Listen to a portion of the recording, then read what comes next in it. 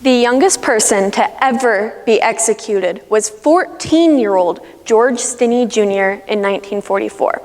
George Stinney, a young black boy, was accused of murdering 2 white girls.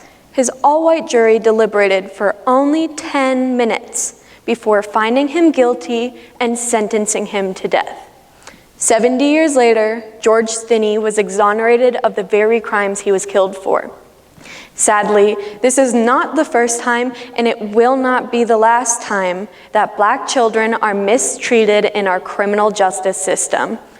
This mistreatment may be a result of the adultification bias. Biases are essentially our brain's ways of creating shortcuts to help us understand this really complex world that we live in. Specifically, adultification bias makes us view brown and black children as more criminal, more responsible for their actions, and more mature than their white peers. We also misperceive them as being older. Now, this is really important in our criminal justice system because when cases are weak, we then use our biases to fill in the blanks that the evidence simply cannot. So, my thesis tests to see that if we increase critical thinking, if we can then decrease sentencing disparities between black and white children. Specifically, I hypothesize that using stereotype incongruent language child rather than stereotype congruent language juvenile will result in lower scores of community service hours.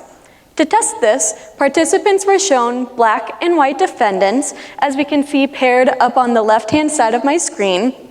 And then that defendant had a case that either had strong or weak evidence and referred to the defendant as a child or a juvenile.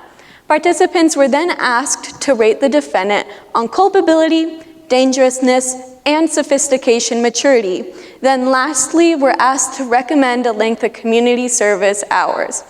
Now, if we take a look at that big graph in the middle, the gray line shows us weak cases, and we can clearly see that black defendants described as children rather than juveniles received significantly lower amounts of community service hours.